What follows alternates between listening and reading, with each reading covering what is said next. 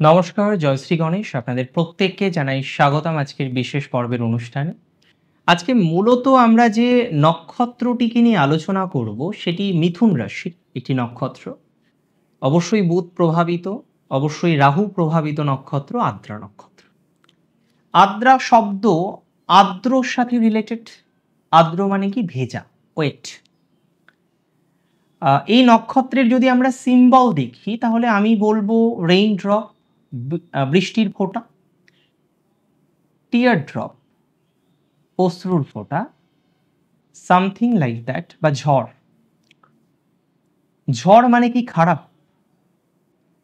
ঝড় মানে highly destructive? No. ঝড় আসে বলেই নতুন করে পুনর্গঠিত হয় সব। নতুন oxygen, cleaning of the air, এগুলো সম্ভব হয়। পরিষ্কার পরিচ্ছন্নতা বাড়ে, নতুন করে আবার একটা নতুন শুরুর জায়গা আসে। যা কিছু ভুল, যা কিছু গ্লানি, যা কিছু আবর্জনা, সেগুলো যেন উড়ে চলে যায় এবং নতুন একটা বিষয় তৈরি হয়ে যায় জীবনে। আদ্রা নক্ষত্রের জীবনটা অনেকটা সেই ঝড়ের মতো। কখন কালবৈশাখী আসবে, it's really unpredictable for Ardra. আদ্রার ক্ষেত্রে আমরা বারবার দেখেছি যে জীবনচক্রে উত্থান পতন অনেক বেশি। অনেক সাত করে একটা জিনিস তৈরি করা হলো, তারপরে সেটাকে মেইনটেইন করতে গিয়ে lots and lots of problem, বিভিন্ন রকম সমস্যাগুলো আদ্রা নক্ষত্রের জাতক জাতিকাদের জীবনকে জর্জরিত করে বারংবার। ওয়েল, আপনি যদি আমায় প্রশ্ন করেন যে আদ্রা নক্ষত্রের দেবতাকে, রুদ্র। আদ্রার দেবতা হলেন রুদ্র, শুলভিত রুদ্র। আদ্রা নক্ষত্রের জীবনচক্র আমি বলবো প্রত্যেকটি আদ্রা নক্ষত্র, যারা জাতক জাতিকা আছেন, যাদের গণ হলো নরগণ, এটা জেনে রাখুন আপনারা প্রত্যেকে একটা করে ডায়মন্ড, রিয়েল ডায়মন্ড, আপনারা হীরক। কারণ আপনি একটা কয়লা খনিতে, যতদূর আমরা জানি, যে কার্বনের রূপভেদ তো হীরক। তাপ, চাপ, প্রচণ্ড পরিমাণে বিরুদ্ধ প্রতিকূল পরিস্থিতির পর, বছরের পর বছর, হাজার হাজার বছর পর গিয়ে কার্বনের সেই রূপভেদ হীরক আমরা পাচ্ছি। আর আদ্রার জীবন শৈলীটা অনেকটা সেই স্ট্রাগলের। একদম শুরু থেকে তাদের স্ট্রাগল করতে হয়।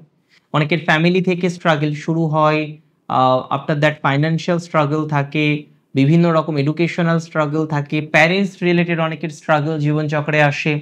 তারপরে অনেকে সেটেলড হয়, আবার কোথাও যেন একটা কালবৈশাখী আসার সম্ভাবনা থাকে, আবার হয়তো সেই জায়গাটা মিটে একটা pure oxygen, pure life, pure natural life প্রাপ্তির একটা মহাসংযোগ আমরা আদ্রা নক্ষত্রের জাতক জাতিকাদের জীবনচক্রে ইউজুয়ালি কিন্তু লক্ষ্য করতে পারি। তাহলে এটা অত্যন্ত প্রাসঙ্গিক, এটা অত্যন্ত গুরুত্বপূর্ণ একটি বিষয়, অত্যন্ত ইম্পর্টেন্ট একটি বিষয়। আদ্রা নক্ষত্রের জাতক জাতিকাদের প্রতীক নিয়ে যেটা আমি বলছিলাম, সিক্ত হওয়া। চোখ কেন সিক্ত হয়? তিনটে কারণ হতে পারে সম্ভব। খুব কষ্টে মানুষ কেঁদে ফেলে, অভিমানে, কষ্টে, যন্ত্রণায়। তাহলে আদ্রার মধ্যে সেই যন্ত্রণা আছে, কষ্ট আছে। দ্বিতীয়ত হচ্ছে চোখে কিছু পড়লে, মানে আনওয়ান্টেড আনএক্সপেক্টেড কিছু ঘটনায় চোখ থেকে জল বেরোয়। আর তৃতীয়ত, আমরা যখন অত্যন্ত খুশি হই, অত্যন্ত আনন্দিত হই, তখনও কিন্তু আনন্দে চোখ থেকে অশ্রু নির্গত হতে পারে, এবং যেটি কিন্তু খুশির। তাহলে ঝড় আসবে, অশান্তি আসবে আদ্রার জীবনে, it is very common. Start up করেছেন, নষ্ট হয়ে গেছে, আবার স্টার্ট আপ করেছেন, আবার নষ্ট হয়ে গেছে, বাট তৃতীয়বার আনন্দের অশ্রু আপনার জীবন চক্রে আসবে, দ্যাট ইজ ভেরি কমন। আবার আদ্রা নক্ষত্রের জাতক জাতিকাদের ক্ষেত্রে আমি যখন বলছিলাম যে রেইন ড্রপও কিন্তু আদ্রার সিম্বল। যে কোনো ড্রপ অফ ওয়াটার, সিক্ত হওয়া। বৃষ্টি ছাড়া ফসল ফলবে না, বৃষ্টি ছাড়া ফসল হবে না। দেখুন, আমরা এই যে আলোচনাগুলো করছি তৎকালীন সময়ের রেফারেন্সে আলোচনা করছি। এখন আপনার মোটর পাম্প হচ্ছে, তৎকালীন সময়ে ছিল না।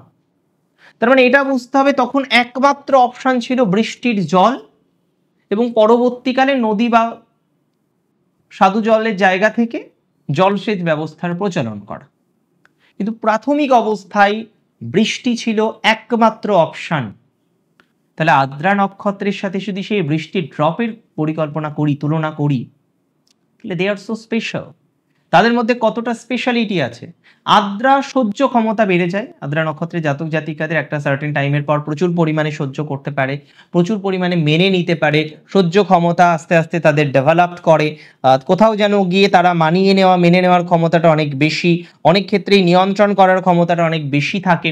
এবং পার্টিকুলারলি বলতে গেলে আদ্রার যদি আপনি বুঝতে চান না, তাহলে আপনি হয়তো নিজেই কেঁদে ফেলবেন যে এই মানুষটার জীবনে এত দুঃখ থাকতে পারে। বাট আমি বলবো আদ্রা সেই ব্রাইট জায়গায় পৌঁছতে পারে, সেই অ্যাবিলিটি থাকে। আমরা যদি আদ্রা নক্ষত্রের বিশেষ মানুষদের জন্ম দেখি, তাহলে শঙ্করাচার্য তিনি কিন্তু জন্মগ্রহণ করেছিলেন এই আদ্রা নক্ষত্রে। পরবর্তীকালে যখন আমরা দেখলাম রামানুজ আচার্য, তারও কিন্তু জন্মের সময় চন্দ্র আদ্রা নক্ষত্রেই উপস্থিত ছিল। তাহলে যারা সোশ্যালি অনেকটা পরিবর্তন এনেছে, কেন ঝড় আমি বলছি বারবার আদ্রা নক্ষত্রের সাথে রিলেটেড, কারণ ঝড় আসে বলেই পরিস্থিতি কঠিন হয়, কিন্তু ঝড় মিটে যাওয়ার পর সেই সৌমতা, সেই সুন্দর আবহাওয়া আমরা পাই, সেটা আদ্রার জীবনেও আসে। স্কন্দ পুরাণে রুদ্রের সাথে, স্কন্দ পুরাণের একটা ছোট্ট কাহিনী আপনাদের বলি, because that is very relatable. ভগবান রুদ্রের সাথে ভগবান ব্রহ্মার একটা আর্গুমেন্ট তৈরি হয় এবং তৎপশ্চাৎ রুদ্র ব্রহ্মার মাথা অর্থাৎ হেড কেটে ফেলে দেয়। তো পরবর্তীকালে সেই হেড মৃগশিরাতে রূপান্তরিত হয় নক্ষত্রে। এবং মৃগশিরা, আমি বলছিলাম কিছুদিন আগে মৃগশিরার ভিডিওতে, সার্চিং সামথিং, খুঁজছি। কি খুঁজছি? স্টেবিলিটি। পরবর্তীকালে রুদ্র তার পাশে অবস্থান করে এবং আদ্রা নক্ষত্র এখানে তৈরি হয়। কতটা রিলেটেবল যে Mrigashira searching something, searching the head, and তার পাশে গিয়ে কে রিসাইড করছে? রুদ্র বিকেম দ্য নক্ষত্র আদ্রা। তাহলে আদ্রা নক্ষত্র কিন্তু অত্যন্ত ইম্পর্টেন্ট নক্ষত্র, এবং আদ্রা নক্ষত্র নিয়ে আরো অনেক কাহিনী প্রচলিত আছে। আমরা বেসিক যদি আদ্রাকে আরো ভালোভাবে জানতে চাই, সেগুলো জানতে হবে। আদ্রা নক্ষত্রের মূলত প্রভাবগুলির মধ্যে আমরা কষ্ট সহ্য করার ক্ষমতা দেখি, খুব সহজ সরল। এরা যে খুব ক্রিটিক্যাল তা নয়, বাট হ্যাঁ, ম্যাচুরিটির সাথে সাথে এরা মানুষকে বুঝতে পারে, জানতে পারে, রিয়েলাইজেশনটা অনেকটা তৈরি হয়ে যায়। আচ্ছা, এই যে ব্যাপারটা, এটা আদ্রার মধ্যে চলে আসে। আর আদ্রা তো ঠকে গিয়ে শেখে, যে কারণে এই অভিজ্ঞতাগুলো আদ্রার প্রচুর। আদ্রা নক্ষত্রের মধ্যে বুধের ভূমিকা আছে, রাহুর ভূমিকা আছে। একটু বুদ্ধি করে চললে আদ্রার জীবনও সুস্থ, স্বাভাবিক, সুন্দর হতে পারে। প্রফেশনাল লাইফের ক্ষেত্রে আদ্রার প্রচুর শত্রু আবার তৈরি হয়ে যায়। অ্যাকচুয়ালি যত রকম জ্বালা পাওয়া সম্ভব, তত রকম জ্বালাই কিন্তু আদ্রা নক্ষত্রের জাতক জাতিকাদের জীবনচক্রে আসে, এটা অস্বীকার করার কোনো জায়গা নেই।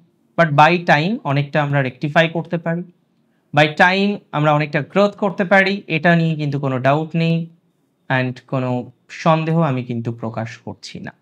ওয়েল, অনেক ভালো থাকুন আপনারা প্রত্যেকে, সুস্থ থাকতে হবে, সুস্থ থাকুন, স্বাভাবিক থাকুন।